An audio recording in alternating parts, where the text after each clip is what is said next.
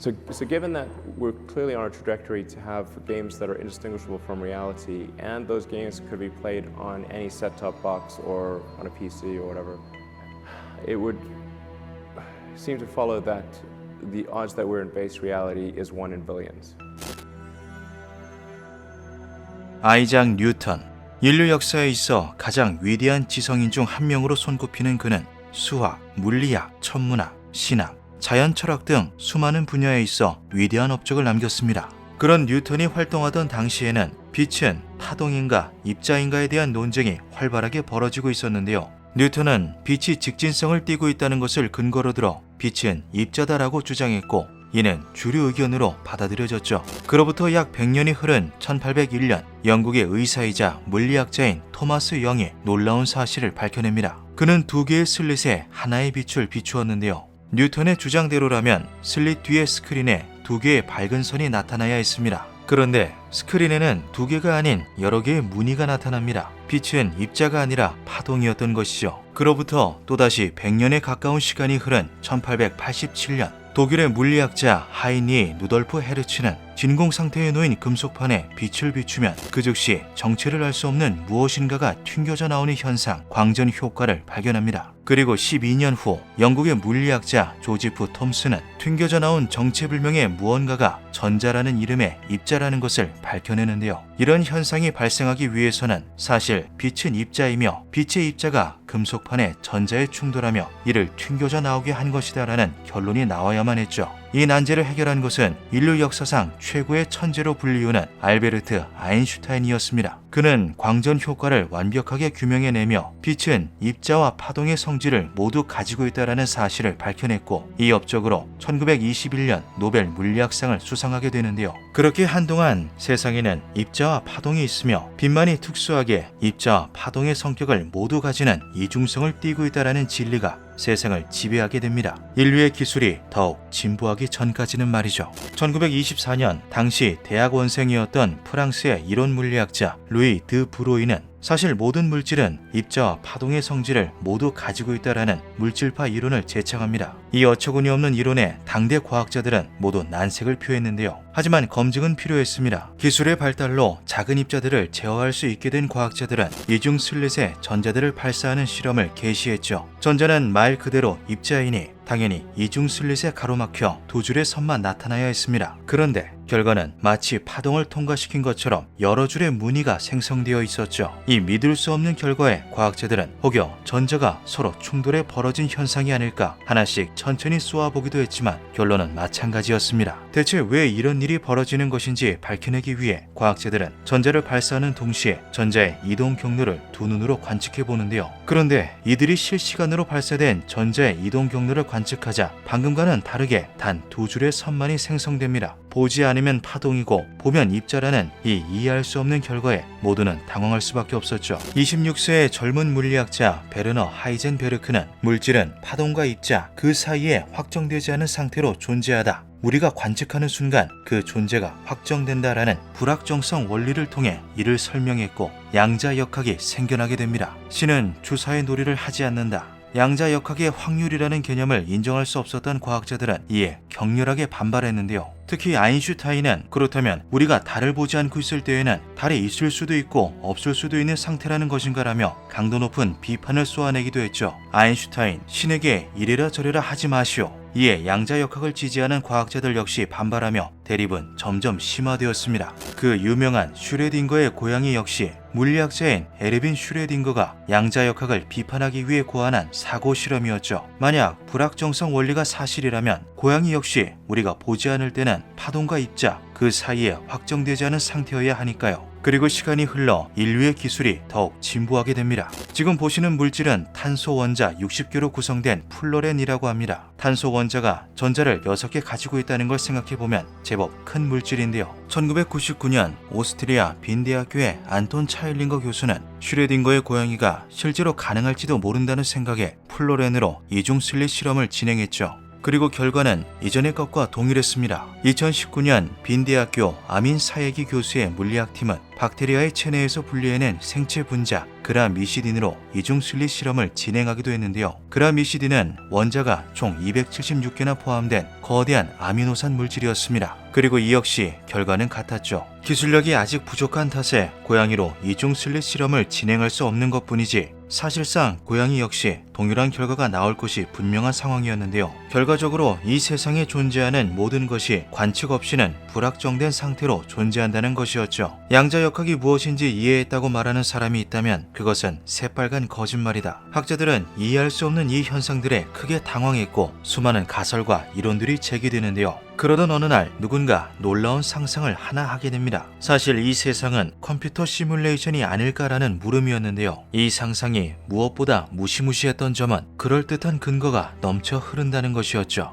만약 이 우주가 우리가 쓰는 컴퓨터처럼 유한한 컴퓨팅 자원의 문제를 가지고 있다면 이 세계의 물리법칙 역시 유한한 양에서 유한한 점으로 이루어져야 한다. 우리는 이미 일상 속에서 컴퓨터 게임이라는 시뮬레이션을 접하고 있습니다. 한정적인 리소스 안에서 정해진 물리 규칙에 따라 모든 것이 정교하게 시뮬레이션 되죠. 여기서 주목할 만한 점은 복잡한 3D 게임의 경우 한정된 자원을 효율적으로 사용하기 위해 한 가지 꼼수를 사용하는 경우가 많다는 것인데요. 화면에 등장하지 않는 것들은 굳이 렌더링하지 않고 플레이어의 화면에 등장하는 것들만 렌더링을 하는 것이죠. 이 때문에 사양이 낮은 컴퓨터로 3D 게임을 플레이하면 종종 한 발 늦게 배경과 각종 오브젝트들이 생성되는 모습을 볼 수 있습니다. 그리고 이것은 마치 어째서 우리가 관측을 해야지만 물질의 존재가 확정되는지에 대한 훌륭한 답변처럼 들리기도 하는데요. 만약 이 세상이 컴퓨터 시뮬레이션이라면 불확정성 원리는 한정된 자원을 가지고 우리를 효율적으로 시뮬레이션하기 위해 사용한 꼼수인 것이죠. 시뮬레이션 이론을 주장하는 사람들은 우리가 뒤를 돌아보기 전까지는 뒤쪽에 아무것도 존재하지 않는다고 말합니다.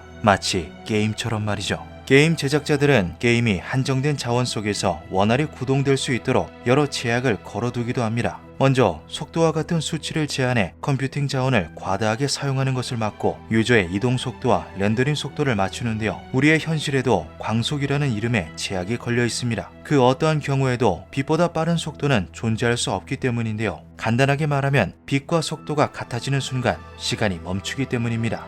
빛은 그 어떠한 경우에도 초속 2억 9,979만 2,458m로 움직여야 합니다. 하지만 만약 빛의 속도와 동일하게 움직일 수 있는 사람 A가 등장한다면 어떨까요? 여기서 우리의 세계는 놀라운 방법으로 제약을 겁니다. 멈춰있는 사람의 2억 9,979만 2,458m 초와 A의 1초가 동일해지는 것이죠. 고로 A가 보고 있는 빛 역시 1초에 2억 9,979만 2,458m를 움직이게 되는 것인데요. 광속에 가까워질수록 시간이 느려지는 셈이죠. 이것을 각각 광속의 불변성, 상대성 이론이라고 합니다. 이 믿기 힘든 이론은 10억분의 1초도 측정할 수 있는 원자시계와 제트기를 동원한 실험으로 사실임이 증명되었죠. 광속을 넘어서게 되면 이 세상에 렌더링 오류를 목격하게 될 수 있으니 속도에 제한을 두었다고 생각하면 어떨까요? 마치 게임에서 일정 속도 이상 내지 못하게 만드는 것처럼 말이죠. 어쩌면 이것은 이 세상을 시뮬레이션으로 구현한 이의 의도적인 성능 제한은 아닐까요? 우주는 컴퓨터이며 시간이 지남에 따라 변하는 일련의 법칙을 통해 영속된다. 놀랍게도 우주가 디지털로 이루어져 있다는 근거들 역시도 존재합니다.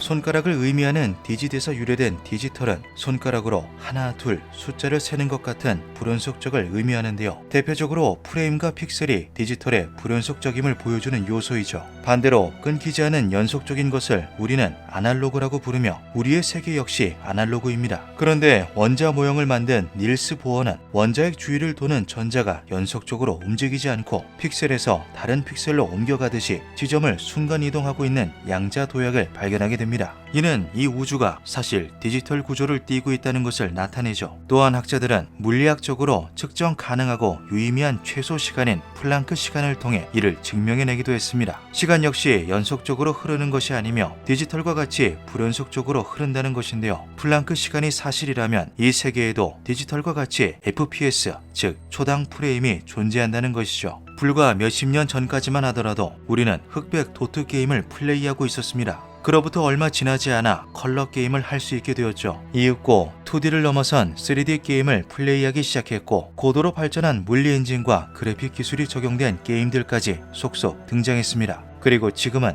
우리가 직접 게임 속에 들어가 있는 것 같은 VR 게임 역시 상용화되어 있는데요. 현실과 분간할 수 없는 게임은 많은 미디어에서 다루는 소재이기도 합니다. 그리고 그 소재는 결코 허황된 것이 아니죠. 우리는 머지않아 현실과 구분할 수 없는 완벽하게 현실과 똑같은 게임을 창조해내고야 말 것입니다. 이것은 앞으로 다가오게 될 분명한 미래이자 바뀔 수 없는 운명이죠. 그때가 온다면 우리는 어떻게 현실과 가상세계를 구분할 수 있을까요? 어쩌면 처음부터 우리가 게임 속에서 탄생한 존재일 수도 있습니다. 이론상 모든 뉴런과 신경망 정보를 파악할 수만 있다면 해당 생물의 지도를 그리는 것이 가능합니다. 그 생체 지도를 얻게 된다면 그것을 AI에게 심거나 컴퓨터 속에 구현하여 독자적으로 움직일 수 있게 하는 것이 가능한데요. 인간의 뉴런은 약 1000억 개에 달하기 때문에 그러한 지도를 그리는 것이 현재 기술로서는 불가능하죠. 그러나 예쁜 꼬마 선충이라고 불리는 이 작은 생물체의 뉴런은 고작 302개에 불과합니다. 이런 특성에 주목한 존 화이트 박사는 길이가 고작 1mm 밖에 되지 않은 예쁜 꼬마 선충을 무려 8,000등분하였고 이를 토대로 예쁜 꼬마 선충의 뉴런 지도를 완벽히 그려내는 데 성공합니다. 이렇게 완성된 지도를 로봇에 입력하게 되면 로봇은 예쁜 꼬마 선충과 동일한 행동 패턴을 보이게 되죠.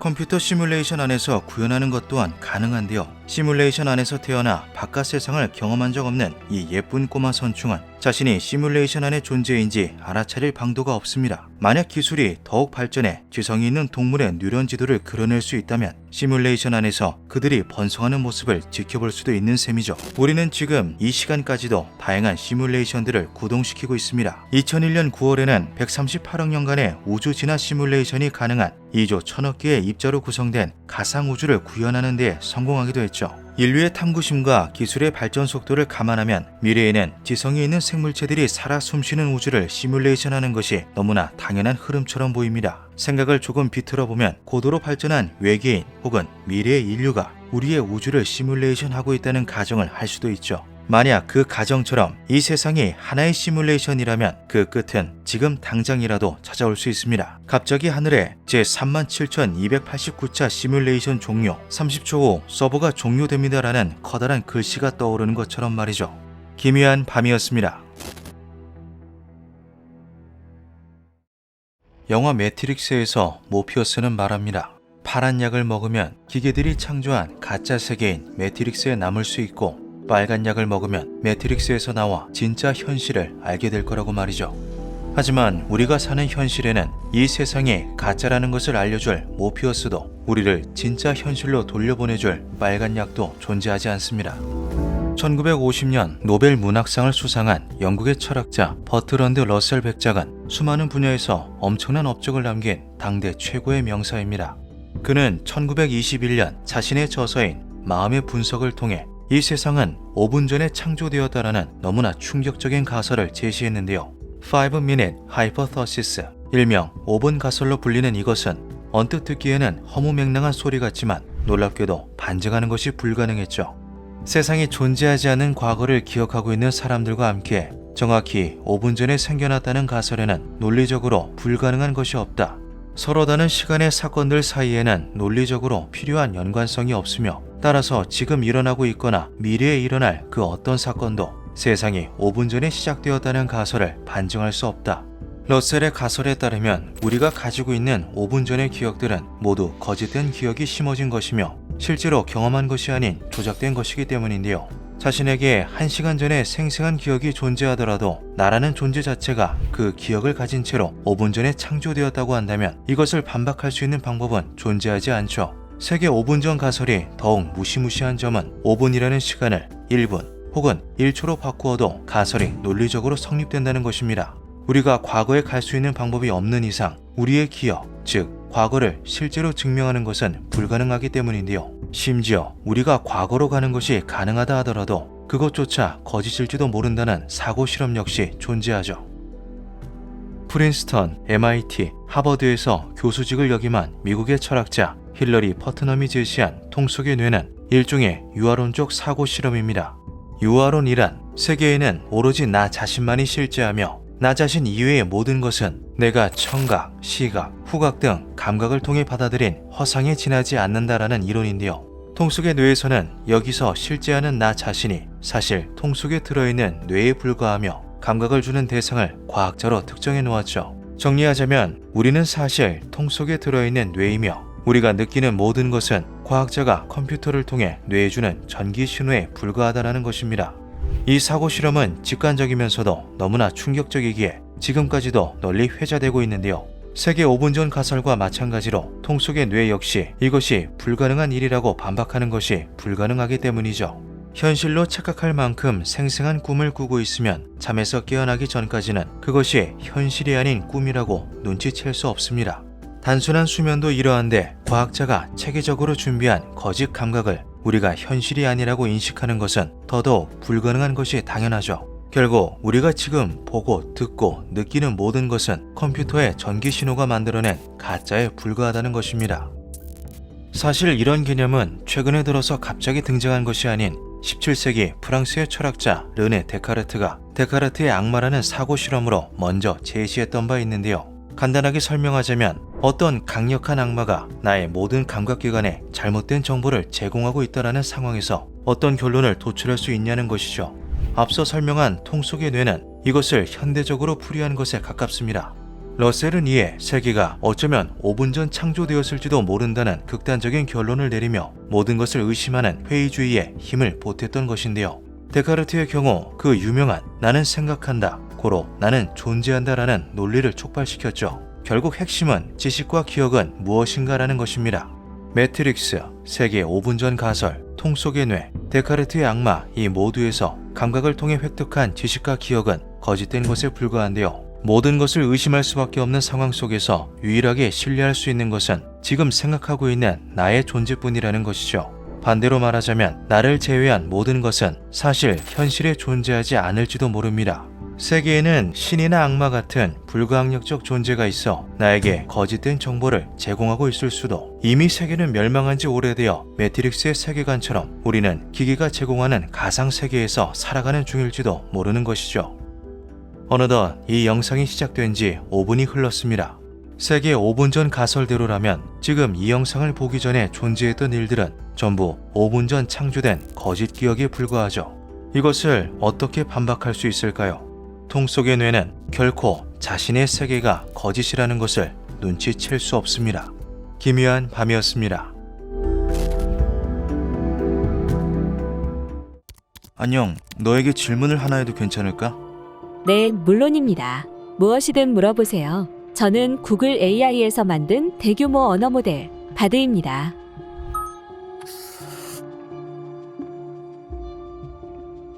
인터넷에 존재하는 정보 중 몇 %가 AI와 봇이 생성한 정보야?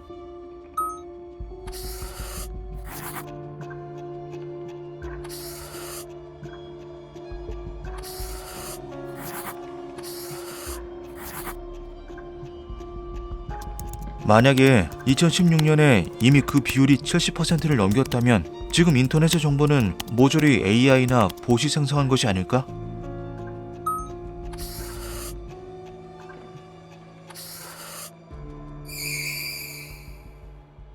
전체 계정 중 봇 계정이 5% 이하임이 증명될 때까지 트위터 인수를 보류하겠다. 2022년 5월 440억 달러의 트위터를 인수하는 계약을 체결 중이던 일론 머스크는 돌연 인수를 보류합니다. 이유는 수익 창출에 직결되는 DAU, 즉 일일 활성 사용자 중 인간이 아닌 봇의 비율이 과도하게 높다는 것이었는데요.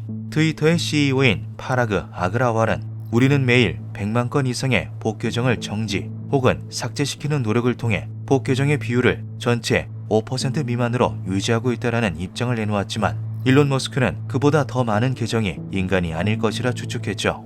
일론 머스크의 추측은 정답이었습니다. 트위터로부터 계정 접근 권한을 부여받아 전문 분석기관의 조사를 의뢰하자 13.7%가량이 봇이라는 충격적인 사실이 밝혀진 것인데요. 트위터 사용자의 10명 중 1명이 봇이라는 뉴스는 순식간에 일파만파 대중들 사이로 퍼져나갔고 과거 등장했었던 오싹한 이론을 다시 한번 수면 위로 부상시켰죠. 바로 죽은 인터넷 이론이었습니다. 만약 우리가 보고 있는 인터넷이 이미 AI나 봇에게 점령당한 지 오래라면 어떻게 하지? 정확한 기원은 알 수 없지만 2018에서 2019년경 해외 커뮤니티 등지에서 일종의 가십거리로 등장했던 것이 시초로 추정되는 죽은 인터넷 이론은 관련 기술이 급격하게 발전함에 따라 하나의 이론으로 정립되었는데요. 죽은 인터넷 이론에 따르면 인터넷은 수많은 AI 봇들과 그들이 자동으로 생성해낸 컨텐츠들로 가득하죠. 인공지능 혹은 정부기관은 대중의 인식을 조작하고 통제하기 위해 인간이 만든 컨텐츠를 배척하고 오로지 AI 생성 컨텐츠만을 사람들에게 제공합니다. 때문에 인터넷에서 인간의 활동은 존재하지 않게 되었으며 인터넷은 이미 죽어있다는 것인데요. 해당 이론을 주장하는 사람들은 미국의 사이버 보안 기업 인퍼바가 2016년 보시 웹 트래픽의 52%를 차지한다는 보고서를 발표했던 것을 근거로 들어 인터넷이 죽음을 맞이한 시점을 2016년에서 2017년으로 추측하고 있죠. 실제로 2018년에 비슷한 주제가 심도 깊게 논의된 적이 있었습니다. 3년 동안 조회수 1억 9,600만 건을 판매해 120만 달러 이상의 수입을 올린 기업이 등장할 정도로 유튜브 조회수 판매가 성공적인 비즈니스 아이템으로 떠오른 것이 발단이었는데요. 전 세계에서 조회수 조작 사이트들이 우후죽순 생겨나며 가짜 조회수는 심각한 문제로 대두되었죠. 엔지니어들은 봇이 생성하는 가짜 트래픽의 양이 사람이 생성하는 진짜 트래픽을 넘어서면 알고리즘과 같은 유튜브 자동 시스템이 봇과 사람을 반대로 생각하게 되는 역전 현상이 벌어질 수도 있음을 우려했습니다. 뉴욕타임스에 따르면 당시 유튜브 대응팀의 일원이었던 블레이크 리빙스턴은 역전 현상을 예사롭지 않은 문제로 평가했다고 하는데요. 다행히 유튜브 측이 지속적으로 대량의 가짜 조회수를 삭제함으로써 역전 현상은 일어나지 않고 있지만 역전 현상은 유튜브에만 국한되는 문제가 아니죠. 죽은 인터넷 이론이 단순한 이론이나 음모론에서 벗어나 현실이 될 수도 있다는 것입니다. 실제로 사람이 아닌 AI를 통해 생성된 컨텐츠의 양은 눈에 띄게 증가하고 있는 추세인데요. 조선일보를 비롯한 여러 언론사에서 생성형 AI를 도입해 기사를 출고하고 있는 것이 한 예죠. 수만 건에 달하는 기사를 학습시킨 AI는 언론사의 성향과 논조에 맞춘 수백 자 분량의 기사를 수초 만에 적어내는 것은 물론 제목에 어울리는 자료 사진까지 생성해낼 수 있습니다. 이런 일이 가능해진 것은 언어 인공지능과 그림 인공지능의 급속한 발달 덕분인데요. 초기에는 질이 멸렬한 수준이었던 AI의 생성물은 이제는 사람과 거의 구분할 수 없을 정도로 무섭게 발전하고 있죠. 챗 GPT나 노벨 AI와 같은 고품질의 생성형 AI가 민간에 개방되며 과제를 AI에게 대필시키거나 AI로 그린 그림을 자신이 그린 것으로 속여 판매하는 사회적 문제까지 발생할 정도입니다. AI가 만들어내는 생성물은 여기서 끝나지 않는데요. 특정인의 목소리를 학습해 사소한 버릇까지 구현해내는 AI, 외모를 학습하는 AI, 행동을 학습하는 AI, 음성과 입모양을 맞추는 AI 등 수많은 AI들이 존재하죠. 이러한 인공지능들을 복합적으로 사용해 생성해낸 가짜 동영상들은 수많은 사람들을 속일 정도로 실제와 구분하기 힘듭니다. 심지어 이렇게 학습된 자료들을 이리저리 섞어 실제로 존재하지 않는 인물이나 목소리 따위를 만들 수도 있는데요. 한마디로 이제 AI는 세상에 존재하는 모든 컨텐츠를 만드는 것이 가능하다는 것이죠. 그런데 여기서 한 가지 문제가 발생합니다. 사람과 AI 모두 하나의 숫자로 취급되는 유튜브 조회수와 달리 컨텐츠는 대중의 선택을 받아야만 의미가 있다는 것인데요. 만약 대중들이 인공지능이 생성해낸 컨텐츠를 선택하지 않는다면 AI가 아무리 수많은 것들을 만들어봐야 의미가 없는 것이죠. 무시무시하게도 AI는 굳이 인간들이 자신을 선택해주기를 기도할 필요가 없습니다. 만약 인간에게 AI가 만든 정보만이 제공된다면 선택권 자체가 사라지기 때문인데요. 죽은 인터넷 이론을 지지하는 사람들은 AI는 대중들에게 AI 생성물만을 제공하는 일을 오랜 기간 반복함으로써 인터넷에서 더 이상 인간이 제작한 컨텐츠를 찾아낼 수 없도록 만들었다고 말하죠. 이 주장을 부정하는 사람들은 AI가 만든 컨텐츠만이 제공된다면 분명 위화감을 느낄 수밖에 없다는 것을 근거로 들고 있지만 이미 이 문제를 해결할 수 있는 기술이 우리에게 너무나 친숙한 이름으로 작동하고 있습니다. 본래는 문제를 해결하는 절차나 방법을 뜻하는 알고리즘은 유튜브가 사용자에게 동영상을 추천해주는 것이라는 의미로 널리 알려져 있는데요. 초창기에 유튜브는 유저가 최근에 시청한 동영상과 비슷한 카테고리의 영상을 추천하는 방식의 알고리즘을 사용했죠. 하지만 지금은 단순히 비슷한 영상을 추천하는 것을 넘어서 유저가 좋아할 만한 동영상을 예측해서 제공합니다. 이것이 어떻게 가능한 걸까요? 구글 개인정보 보호 및 약관, 서비스상의 사용자 활동 정보를 수집하여 좋아할 만한 유튜브 동영상을 추천하는 등의 목적으로 활용합니다. 수집하는 활동 정보에는 다음이 포함될 수 있습니다.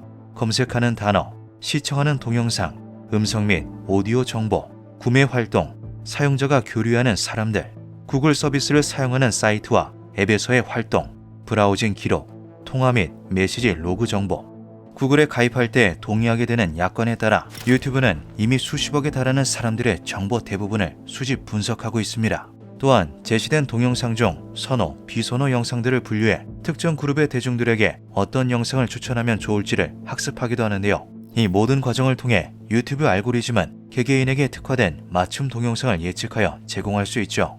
AI는 이 세상에 존재하지 않는 컨텐츠라 할지라도 그 즉시 생성할 수 있습니다. 즉, 특정 개인의 입맛에 맞는 검색 결과만을 제공하는 것도 가능하다는 것인데요.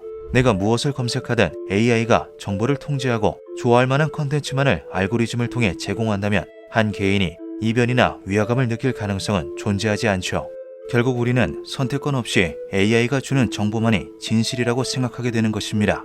무분별한 AI 봇을 방지하기 위해 제작된 캡처와 같은 인간 인증도 무용지물이 되었는데요. 미국 캘리포니아 대학교 어바인의 조사 결과에 따르면 인간은 타일형 사진 테스트를 통과하는데 3.1에서 4.9초의 시간이 걸리며 정답률은 71에서 85% 정도라고 하죠.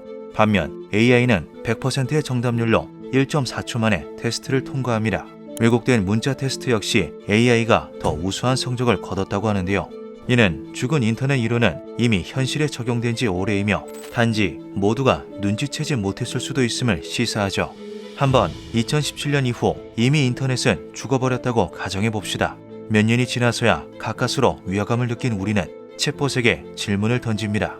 2017년 이후로 인터넷의 모든 정보는 AI와 봇에게 장악당했으며 AI와 봇이 알고리즘을 통해 정보를 통제 중이라고 가정해보자. 너에게 어떤 사람이 요즘 인터넷이 온통 AI와 봇으로 가득한 것 같아 라고 말한다면 AI 챗봇이 너는 뭐라고 대답할 거야?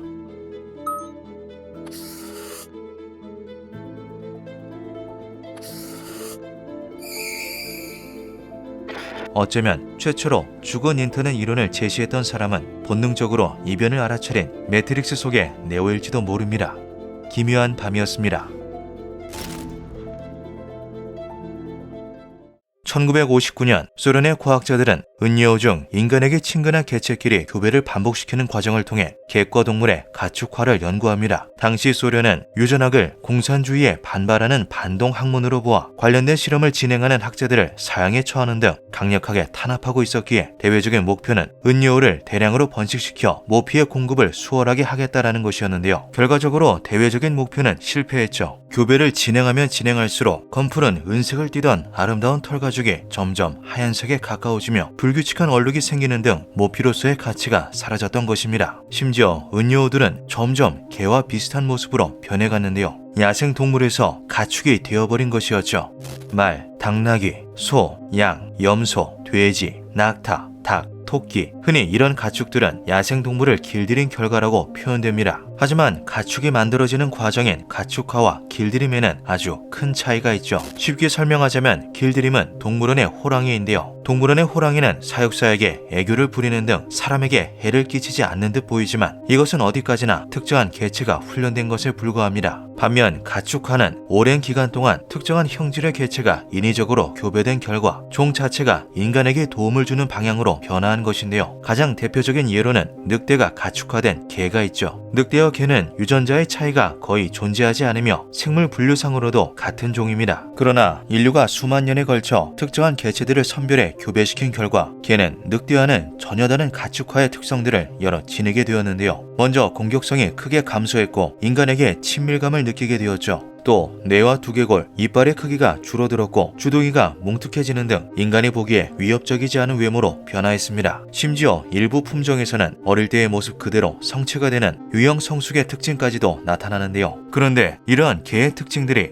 인간이 늑대를 가축화한 결과물이 아니라는 세간의 상식을 정면으로 부정하는 가설이 제기됩니다. 개는 가축화된 것이 아니라 스스로 가축이 된 것이다. 2001년 미국의 동물행동학자인 코핑거 부부와 로나 코핑거는 자기 가축화 가설을 제기하였습니다. 코핑거 부부는 개는 여타 다른 가축처럼 특정한 목적, 즉 늑대 중 온순한 개체를 의도적으로 교배시켜 만들어낸 결과물이 아니라고 주장했는데요. 수렵에서 벗어나 농사를 시작한 인간 사회에 잉여 생산물이 발생하자 일부 늑대들이 사냥 대신 인간의 옆에서 재롱을 부리며 음식을 얻어먹기를 선택하였고 그렇게 스스로 가축이 되었다는 것이었죠. 실제로 이 가설을 뒷받침할 수 있는 증거가 발견되기도 했습니다. 2020년 스웨덴 스톡홀름 대학교의 한센 휘트 박사 연구진은 새끼 늑대 13마리를 대상으로 공 가져오기를 실험했는데요. 새끼 늑대들을 돌봐주던 연구진이 아닌 낯선 사람이 다짜고짜 테니스공을 던지고서 그것을 물어오라고 지시하는 이 실험은 당연히 실패할 것으로 예상되었죠. 그런데 놀랍게도 13마리 중 3마리가 마치 개처럼 처음 보는 사람에게 공을 다시 물어다 주었습니다. 이는 공 가져오기와 같은 고도의 사회적 관계가 수만 년에 걸친 진화 과정에서 습득된 결과물이 아닌 일부 늑대 개체 안에 이미 존재했던 특성임을 증명해 주었죠. 한편 미국 프린스턴 대학교의 브리짓 폰 홀트 교수는 개가 늑대와 달리 인간에게 친근감을 보이고 귀여운 외모를 하고 있는 데에는 BA-Z1B와 GTF2I 같은 특정 유전자들이 영향을 미친다는 사실을 발견합니다. 염색체에서 서로 긴밀하게 상호작용하는 이 유전자들은 결실이 심할수록 친화성이 높아지고 외모의 변화가 커지는데요. 실제로 농촌진흥청의 연구 결과에 따르면 주인 외에 사람을 잘 따르지 않는 진돗개는 늑대와 유전적으로 가까우며 도둑에게도 꼬리를 살랑인다는 말이 있을 정도로 친화성이 좋은 골든 리트리버는 유전적으로 늑대에서 멀다고 하죠. 특정 유전자에 미세한 결실이 있는 늑대, 즉 인간을 친근하게 느끼는 늑대가 사람의 곁에서 스스로 가축이 되었다. 이 연구 결과는 앞선 공 가져오기 실험과 맞물려 자기 가축화 가설을 더욱 보완해 주었습니다. 유전자의 결실로 인해 귀여운 외모로 변하고 친근하게 꼬리를 흔드는 늑대 개체들은 사람들에게 전적으로 자신을 맡기는 것이 가능했기에 생존율이 크게 증가하였고 점차 개라는 존재로 진화하게 되었다는 건데요. 결국 여타의 가축처럼 완전한 타이가 아닌 자의적인 의사 역시도 반영되어 가축이 되었다는 것이죠.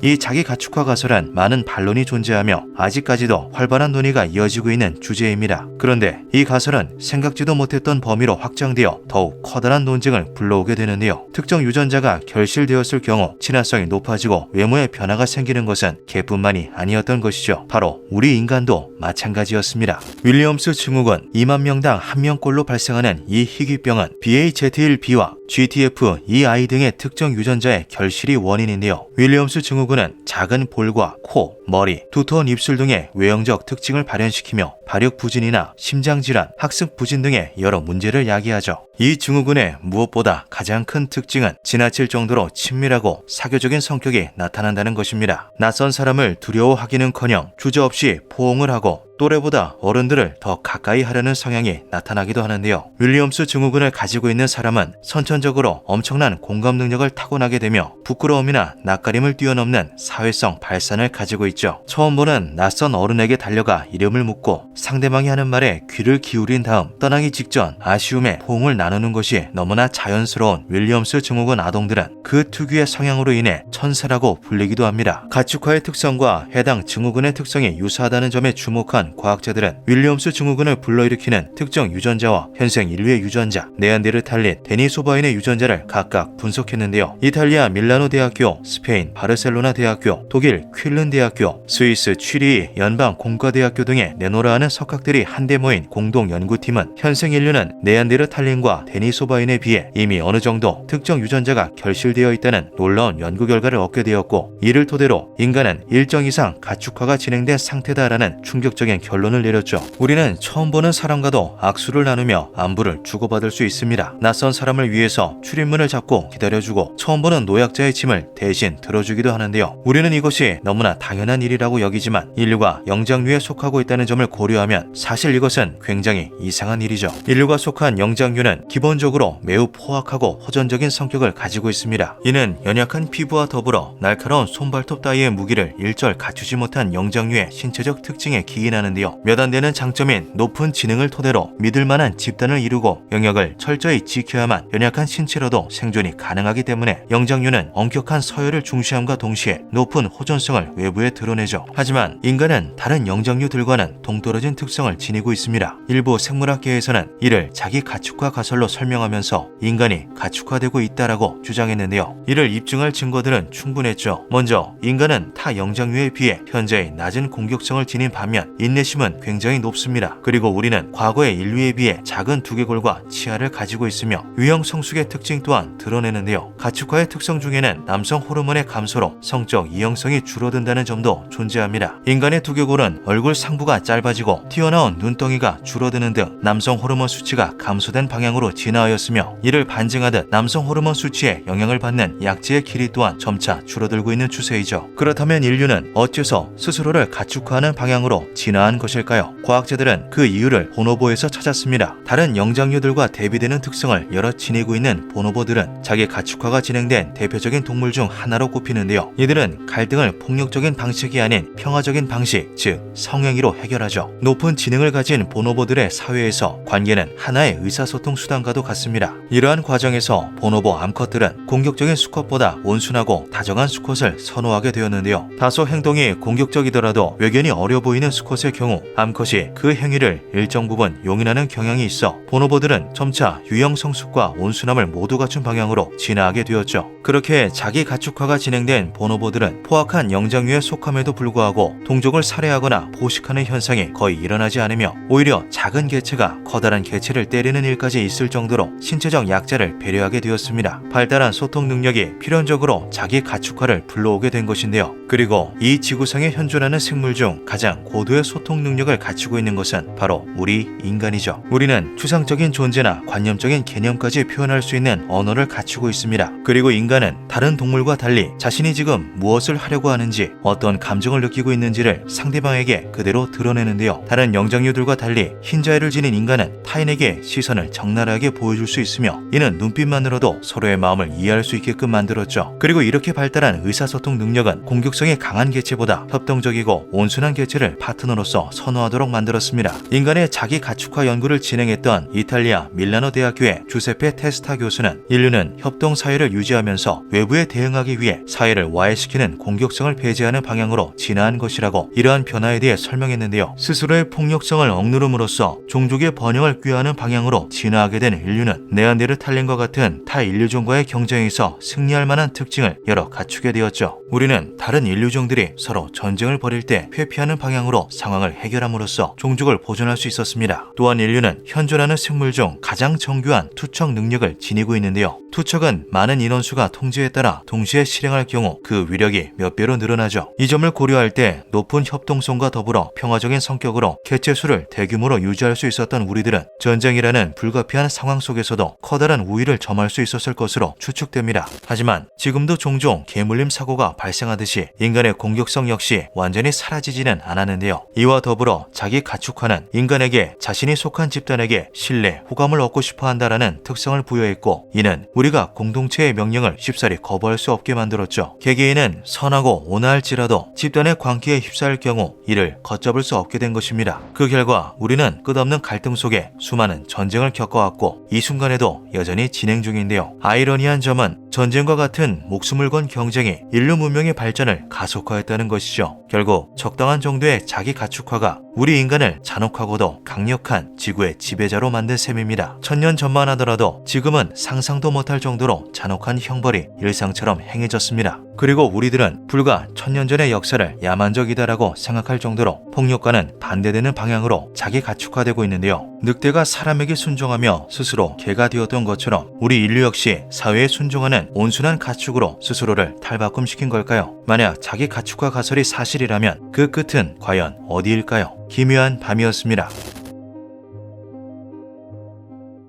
만약 우리가 발견해낸 것이 옳다면 우주에는 생명체가 존재하며 과거에도 지구에 왔고 미래에도 지구에 오게 될 것을 의미합니다. 이것은 지구상의 모든 생명체가 우주에서 유래했을 수도 있다는 것을 뜻하기도 하죠. 2013년 9월 셰필드 대학교의 밀턴 웨인라이트 교수는 놀라운 사실을 발표합니다. 바로 우주에서 떨어진 외계 생명체의 흔적을 발견했다는 것인데요. 지난 8월 밀턴 교수 연구팀은 페르세우스 유성우를 가까이에서 관측하고 유성의 잔해를 수습하기 위해 특수 제작된 풍선을 하늘에 띄웠습니다. 연구팀은 27km의 성층권까지 풍선을 띄우는 데 성공하죠. 세상을 놀라게 만든 것은 착륙한 풍선에 붙어있던 생명체였습니다. 풍선은 대륙권을 지나 성층권에 진입한 후 지상에 착륙한 것이었는데요. 대다수의 생물은 아무런 보호 없이 성층권에 진입하게 되면 극한의 온도차를 견디지 못하고 죽어버리는 경우가 일반적입니다. 성층권의 최저 기온은 무려 영하 50도까지 내려가기 때문이죠. 하지만 미생물의 일종으로 보이는 그것은 분명하게 살아있는 상태였습니다. 지금까지 학계에 밝혀진 미생물 종 중 대다수는 대륙권 아래 지역에서만 생존이 가능했는데요. 그보다 높은 고도의 성층권에서도 생존할 수 있는 미생물 종에 대한 보고는 이루어진 적이 없었죠. 밀턴 교수의 연구팀이 발견했다는 유기체는 규조류의 일종이었습니다. 규조류란 단세포 식물로 현재 12,000종 정도가 학계에 알려져 있는데요. 그러나 이들은 담수나 해수 속이 분포하는 조류입니다. 때문에 성층권에서 떨어진 풍선에 붙어 있다는 것 자체가 성립되지 않는 상황이었죠. 일각에서는 성층권에서 붙어 내려온 것이 아니라 애초에 지상에서 풍선을 출발시킬 때 묻었던 것일 수 있다고 이야기하기도 했는데요. 밀턴 교수는 설령 그렇다고 하더라도 지구 표면에서 성층권까지 그대로 붙어 올라가는 일은 불가능하다고 반박했습니다. 그는 이 유기체가 유성우가 쏟아질 때 유성 조각에 붙어 있다가 성층권에 함께 흩뿌려진 태양계 바깥에서 유래한 생물종일 것이라고 이야기했죠. 밀턴 교수는 놀라운 발표와 함께 자신이 발견했다던 일명 외계 규조류의 사진도 함께 공개했습니다. 그리고 밀턴 교수는 이것이 지구에 도착한 우주 생명체의 최초 증거가 될 것이라고 덧붙였죠. 과학계에서는 밀턴 교수의 주장에 대해 회의적인 입장을 보였습니다. 밀턴 교수가 주장하는 우주에서 떨어진 생명체 가설은 입증할 수 없는 것이라고 반박하기도 했는데요. 일부 전문가들은 아주 거대한 화산 폭발이 일어난 경우 폭발하는 힘에 의해 작은 균류, 유기체 등이 성층권으로 쏘아 올려질 수 있다고 이야기하였죠. 미국의 천문학자인 필 플레이트는 밀턴 교수의 주장이 잘못되었다는 칼럼을 게시하기도 했습니다. 그는 애초에 샘플이 오염되지 않게 채취했다는 방법을 신뢰할 수 없다고 이야기하며 최초로 우주 생명체를 발견했다고 주장하는 칼럼을 게시한 저널 오브 코스몰로지의 신빙성 또한 모호하다고 말하였는데요. 성층권 위로 생물체를 올릴 방법이 없다고 해서 그것이 외계에서 왔다는 것은 비약이라는 말도 덧붙였죠. 하지만 그는 칼럼을 마치면서 그렇다고 이 모든 게 엉터리라는 것은 아니다라고 말하며 우주 생명체의 가능성에 대해 언급하기도 했습니다. 저는 우주에서 생명체가 기원한다는 펜스페르미아 설을 흥미롭게 생각합니다. 우리는 우주에 생명체가 존재할 수 있다는 간접적인 증거들을 가지고 있습니다. 다만 직접적인 증거가 없을 뿐이죠. 펜스페르미아 설에 대해 연구하는 것은 가치 있는 일이지만 올바르고 정확하게 연구해야만 합니다. 일부 전문가들 또한 극한 환경인 우주에서 생존할 수 있는 생물이 이미 지구상에도 존재하기 때문에 밀턴 교수의 발표가 완전히 허황된 것은 아니라고 이야기하였죠.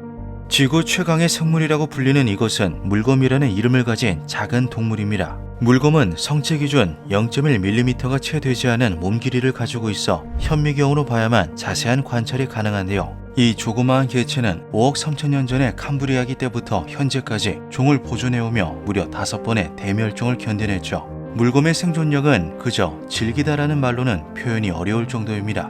물곰은 영하 272도, 영상 150도의 극저온과 고온에서도 죽지 않으며 지구 표면보다 6,000배나 높은 기압 조건에서도 우주와 같은 완벽한 진공 상태에서도 살아남을 수 있는데요. 방사능에도 강하여 일반 동물들의 치사량 1000배에 달하는 방사선에 노출되어도 생명을 유지할 수 있죠. 또한 신진대사를 극한으로 떨어뜨릴 수 있는 조절 능력을 가지고 있어 음식이나 물 없이도 수십 년을 사는 것이 가능하고 이론적으로는 무려 1000년 이상을 살 수 있는 신체 구조를 가지고 있다고 합니다. 하버드 대학교의 천문학자 아비로브 교수는 물곰에 대해 이러한 견해를 덧붙이기도 했죠.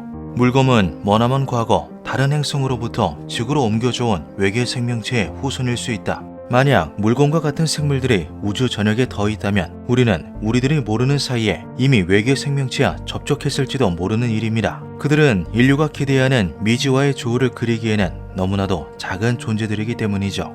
밀턴 박사와 그의 연구팀은 2013년의 발표 이후 우주로부터 유래한 외계 생명체를 입증해내기 위해 연구와 실험을 반복했습니다. 그리고 결국 2015년 3월 연구팀은 또 다른 유기체 덩어리를 발견하게 되는데요. 41km의 높이에서 발견한 30미크론의 유기체 덩어리는 화산 폭발을 전제로 두더라도 지상에서 성층권까지 진입할 수 있는 유기체의 최대 크기보다 무려 6배 이상이 컸죠. 그리고 2020년 3월 세계 각국의 우주생물학 전문가들이 그간 연구한 결과를 모은 보고서가 온라인에 게재됩니다. 연구팀은 지구의 대기권에서 생물학적 물질을 수집하는 실험을 반복적으로 진행했는데요. 그리고 그들은 아주 놀라운 결론에 도달했죠. 인류가 그리고 지구의 생명체들이 우주에서 기원하였다는 증거들은 압도적일 정도로 많습니다. 하지만 여전히 과학계에서는 지구가 모든 생명의 중심이라는 오래된 견해가 강하게 남아 있습니다. 중요한 것은 외계 미생물들이 이제껏 계속해서 지구 표면에 도달해 왔다는 사실입니다. 이것은 우리가 진행한 다양한 실험을 통해 명확하게 증명할 수 있습니다. 1000만 종이 넘어가는 지구의 생물들 중에는 최초의 기원이 불분명하거나 설명되지 않는 종, 진화의 고리가 명확히 밝혀지지 않은 미싱 링크를 가진 종들이 아주 많습니다.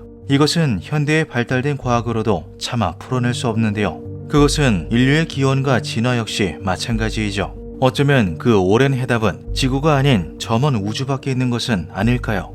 기묘한 밤이었습니다.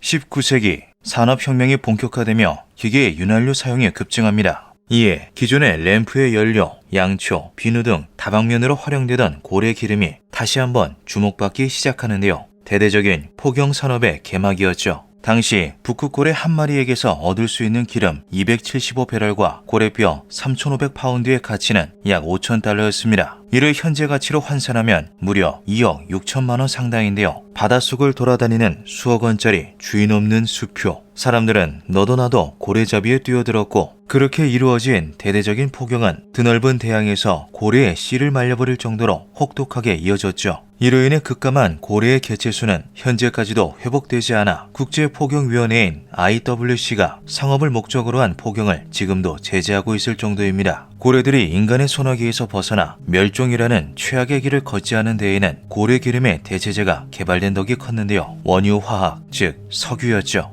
고대 인류에게 석유는 신비로운 마법의 물질과도 같았습니다. 악마의 피, 지옥의 이슬 등으로 불렸던 석유는 각종 주술에 쓰이기도, 건축물의 접착제나 도장으로 바르기도, 상처에 피를 먹게 하고 열을 내리는 만병통치약으로 사용되기도 했는데요. 그것이 미신적인 용도를 벗어나 본격적으로 개발되기 시작한 것은 그로부터 수천 년이라는 시간이 지난 19세기 무렵이었죠. 1859년 미국의 사업가였던 에드윈 드레이크가 펜실베니아주 타이스빌에 최초의 유전을 개발해냅니다. 이후 석유 산업에 관심이 있던 사업가들은 너도 나도 개발 경쟁에 뛰어들었는데요. 하지만 당시는 석유 탐사에 대한 체계적이고 과학적인 방법이 도입되기 전이었죠. 드레이크가 성공적으로 첫 번째 정유 공장을 지을 수 있었던 것도 그 지역에 석유가 흐르는 강이라는 뜻의 오일 크리크가 오래전부터 존재했던 덕이었습니다. 개발업자들은 이처럼 자연적으로 석유가 솟아나오는 곳을 찾아 헤맬 수밖에 없었는데요. 부푼 꿈을 안고 개척지에 도착한 이들이 제일 먼저 시작한 것은 오래된 전설이나 원주민들의 증언을 수집하며 석유가 있을 만한 곳을 추측하는 것이었죠. 1860년대의 기록에 따르면 토지에 도착한 탐광업자가 모자를 빙빙 돌리다가 모자가 떨어진 지점을 굴착하기로 정했다는 일화가 적혀있기도 합니다. 많은 시간과 돈을 들여야 하는 일이었지만 석유가 왜 생기는 것이며 어째서 지하에 묻혀있는 건지도 몰랐기 때문에 작업은 늘 운에 의지할 수밖에 없었는데요. 그렇다 보니 10개의 공을 시추하면 그중 9개가 건공일 정도로 성공률이 낮았죠. 석유 개발 열풍은 미국을 시작으로 세계로 뻗어나가기 시작했고, 필요도가 증가함에 따라 과학적인 탐사, 획기적인 채굴 방법 등이 빠른 속도로 발전하게 됩니다. 하지만 그 와중에도 여전히 오리무중인 것이 있었는데요. 바로 석유의 기원이었죠. 과학자들은 나름의 가설을 세우며 석유의 기원에 대해서 설명하려고 했습니다. 그중 가장 많은 이들의 지지를 받은 이론은 18세기 러시아의 저명한 과학자였던 미하일 로모소노프가 세운 죽은 공룡 가설이었는데요. 그를 비롯한 많은 학자들은 육지의 고등생물이 땅에 묻히고 오랜 세월이 흐르면서 높은 기온과 압력의 작용을 받아 석유로 변환되는 것이라 믿었죠. 그 주요 대상은 한때 전 지구를 지배했던 공룡이었습니다. 1930년 미국의 석유 회사인 싱클레어 오일이 회사 슬로건으로 아파토사우루스를 내세우며 공룡 가설은 학계를 넘어 대중적으로도 완전히 자리 잡게 되는데요. 이러한 이유들로 인해 석유는 화석연료라는 이름으로 불리기도 했죠. 하지만 무언가 이상했습니다. 공룡은 어디에나 존재하였는데 석유가 나는 곳은 한정적이었기 때문인데요. 이는 결과적으로 공룡이 석유가 된다는 이론이 틀린 가설이었기 때문이었죠. 현재까지 발견되고 개발되고 상용화된 모든 석유를 통틀어 공룡에 의해 탄생한 것은 단 1g도 존재할 수 없었습니다. 그 이유는 산소에 있는데요. 공룡과 같은 육상 생물은 죽은 후 미생물에 의해서 빠르게 부패가 시작되기 때문에 석유가 될 수 없었던 것이죠. 공룡이 석유가 되려면 공룡이 죽는 그 즉시 공룡을 다 덮고도 남을 정도의 단단한 안반으로 그 사체를 덮어 공기가 통하지 않게 하고 그 상태를 아주 오랜 세월 유지해야 했습니다. 이것은 현실적으로 불가능한 이야기인데요. 또한 석유는 공룡 시대가 아닌 퇴적층에서도 발견되었으며 그 매장량 또한 단순히 공룡 사체로 해석하기에는 너무나도 많았죠. 이에 과학자들은 그간 통용되던 학설이 틀렸음을 인지하고 석유의 기원에 대한 새로운 가설을 도출해 보기로 합니다. 그리고 현대의 학자들 또한 19세기 탐광업자들과 똑같은 질문을 할 수밖에 없었죠. 석유가 도대체 어떻게 만들어진 거지?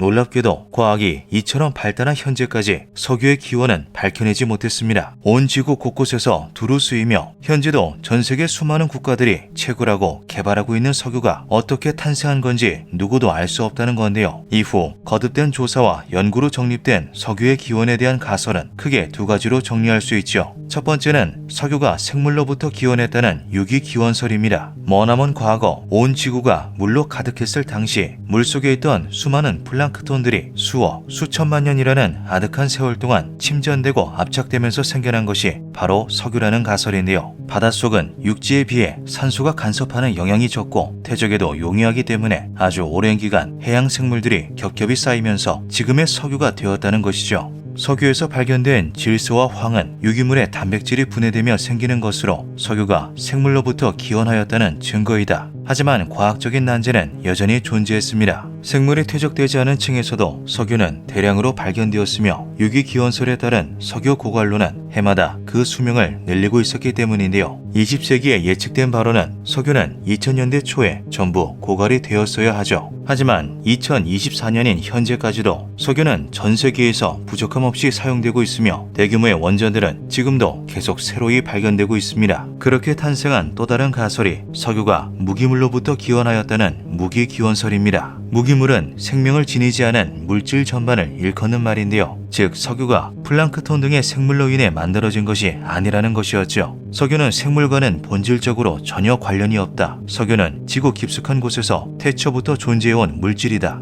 무기기원설을 주장하는 이들은 석유는 지구의 맨틀에 있는 탄소가 높은 온도와 압력에서 수소와 결합하며 생성되는 것이라 말합니다. 그러한 과정을 통해 만들어진 탄화수소 화합물이 지각 내의 틈을 따라 서서히 위로 이동하며 석유 저장층을 형성한다는 건데요. 석유 매장지에서 생물과는 관련이 없는 탄화수소가 발견되었다는 사례, 소진되었던 석유 저장층에 또다시 석유가 차올랐던 사례 등은 이러한 무기기원설의 근거자료로 활용되기도 하죠. 무기기원설이 사실이라면 석유의 매장량은 사실상 무한대에 가깝습니다. 지구 내부에서 끊임없이 생성되고 차오르기 때문에 가채 연수를 가진 유한 자원에서 벗어나게 되는 것인데요. 그 정확한 발생 기전만 알아낼 수 있다면 머지않은 미래 실험을 통해 석유를 인공적으로 대량 생산해낼 수도 있죠. 하지만 지금의 과학기술로는 지구 맨틀 단위에서 이루어지는 화학적 합성의 과정과 규모를 파악할 수 없기에 발생 과정에 대해 보다 더 설득력 있는 추론이 가능한 유기기원설이 주류로 취급받고 있는 실정이죠. 이 외에도 유기물과 무기물이 혼합적으로 작용해 석유가 탄생하였다는 하이브리드 가설, 땅속 깊은 곳에 존재하는 수십조 톤 규모의 미생물 집단 심층 생물권에 의해 석유가 발생하였다는 가설, 외계에서 유래한 혜성이나 소행성이 초기 지구와 충돌하면서 석유의 기원이 되는 화합물이 전달되었다는 가설 등 석유의 기원에 대해서는 생각보다 굉장히 다양한 의견들이 존재하고 있습니다. 결과적으로 현대의 우리들은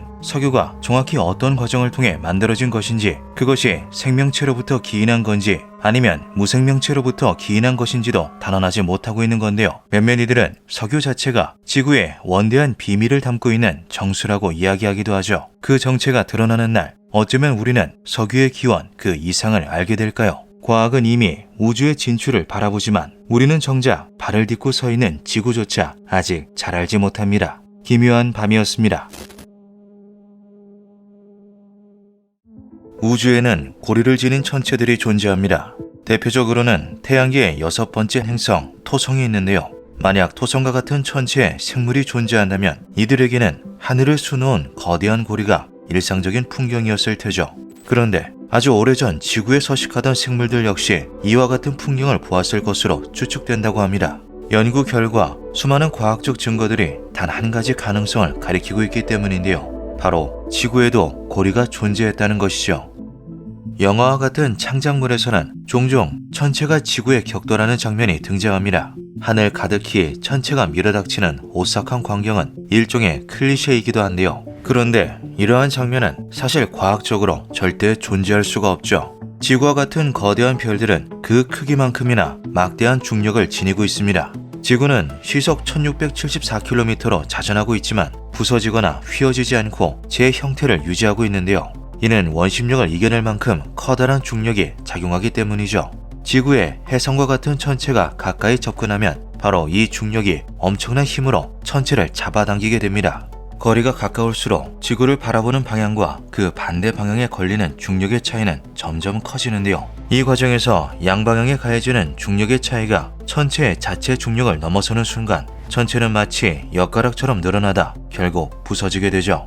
실제로는 거대한 천체가 떨어져 내리는 것이 아니라 조각조각 난 천체의 파편들이 지구와 격돌하게 되는 것입니다. 프랑스의 천문학자 에두아르 알베르 로슈는 위성이 붕괴되지 않은 선에서 모행성에 근접할 수 있는 한계 거리를 1850년에 계산해냈으며 이를 로슈 한계라고 불렀는데요. 달을 포함한 모든 위성들은 모행성의 로슈 한계 바깥에서 공전 중이죠.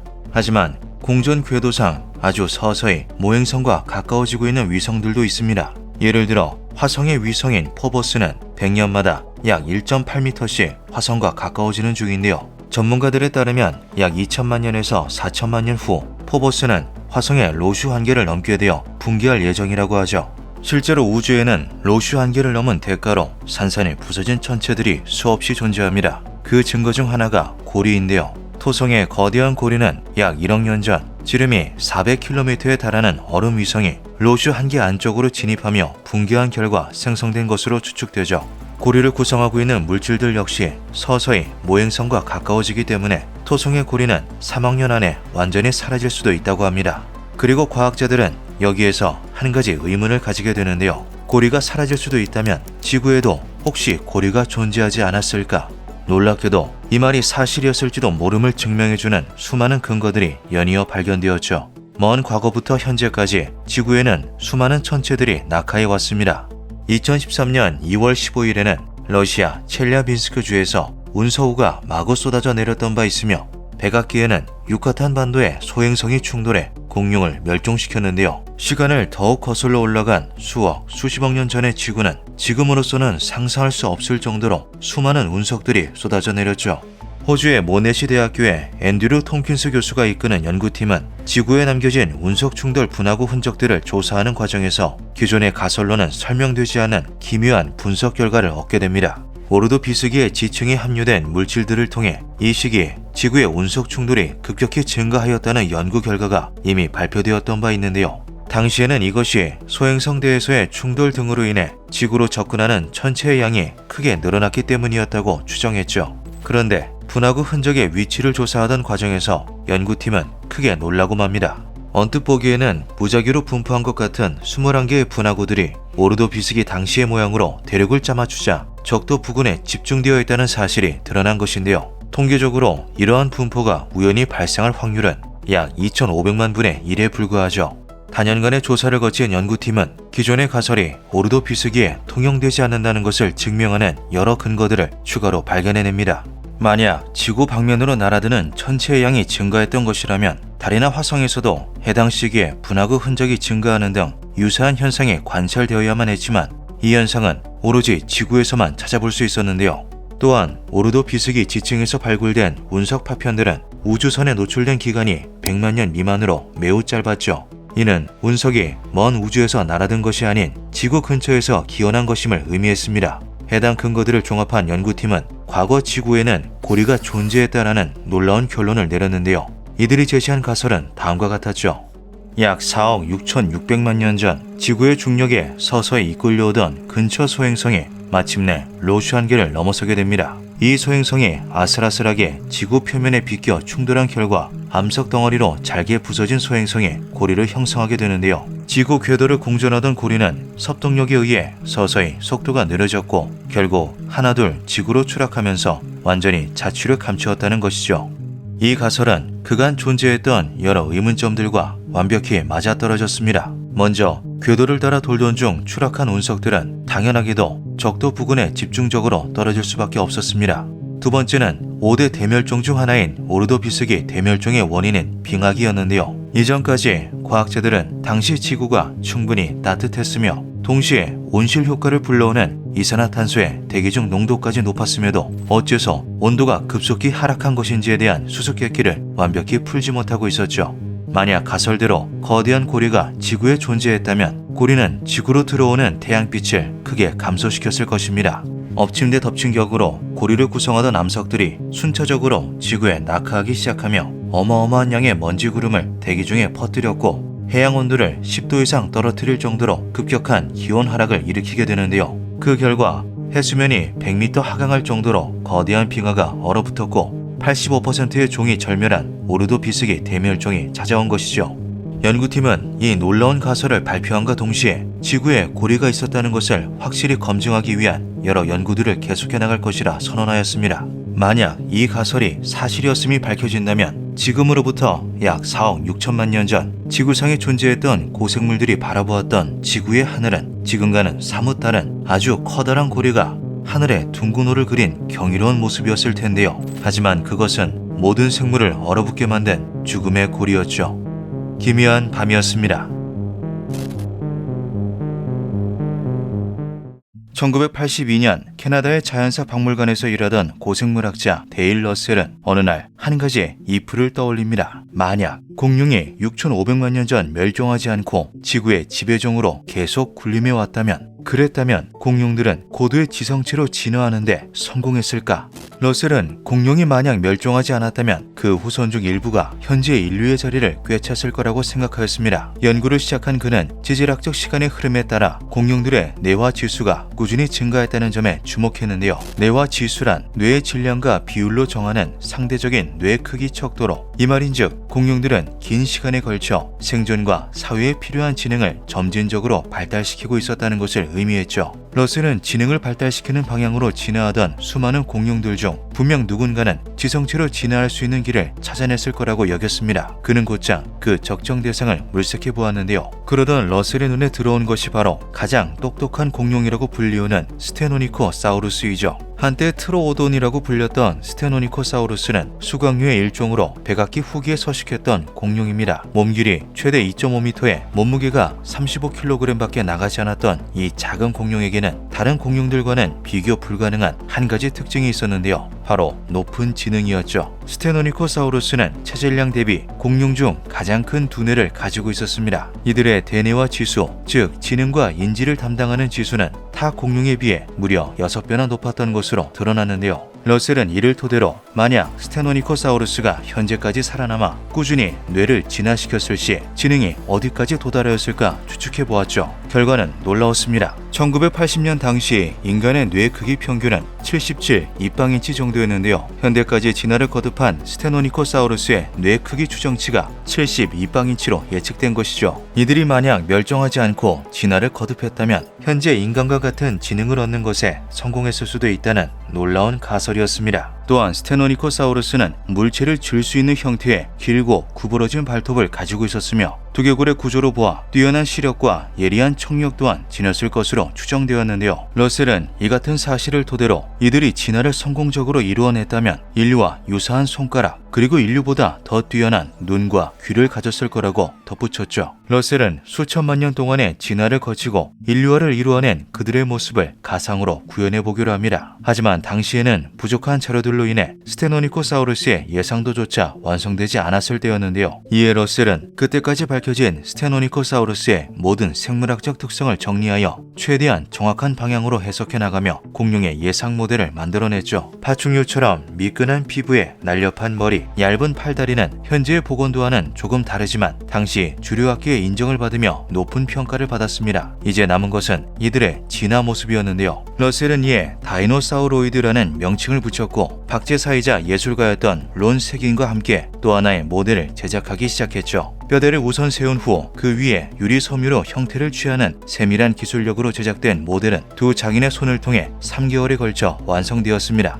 그렇게 탄생한 미래 공룡 다이노사우로이드는 말 그대로 공룡 인간의 모습을 하고 있었는데요. 털없는 초록색 피부에 노랗고 큰 눈, 물건을 쥘 수 있는 3개의 손가락과 쭉 뻗은 2 다리까지 가상의 생물은 현재 인류의 모습과 크게 다르지 않아 보였죠. 러셀의 다이노사우로이드는 이후 박물관을 통해 전시되며 다양한 학술지에 소개되었고 신문과 잡지에 인용되기도 했습니다. 이를 접한 대중들의 반응은 뜨거웠는데요. 다이노사우로이드를 주제로 한 다양한 픽션물이 등장하였으며 누군가는 이것이 파충류 인간 reptilian과 비슷해 보인다고 말하면서 음모론에 때 아닌 불씨를 지피기도 했죠. 하지만 학계의 반응은 차가웠습니다. 이것이 공개되자마자 고생물학자들은 날선 비판을 하였는데요. 대다수의 전문가들은 이것이 지나치게 의인화되어 있다는 점을 지적하였죠. 미국의 고생물학자인 그레고리 폴과 토마스 홀츠 주니어는 이것은 의심스러울 정도로 인간과 너무 비슷하다라고 말하였으며 영국의 고생물학자인 데런 나이시는 잡지와의 인터뷰를 통해서 다이노사우로이드에 대한 부정적인 의견을 피력하기도 했습니다. 스테노니코사우루스가 멸종하지 않았다고 하더라도 용광류가 가지고 있던 수평 자세와 긴 꼬리는 계속 유지했을 겁니다. 그들은 손이 아닌 새들이 부리를 사용하는 것처럼 주둥이와 발로 물건을 조작했을 테고요. 우리 인간이 이와 같은 모습을 하고 있는 것은 우리가 두뇌 발달에 특화된 최상의 체형이기 때문이 아닙니다. 우리들의 모습은 인류의 진화 역사에 의한 결과물일 뿐이죠. 반면 다이노사우로이드를 우호적으로 바라보는 학자들 또한 있었습니다. 캠브리지 대학의 고생물학 교수 데이비드 노먼은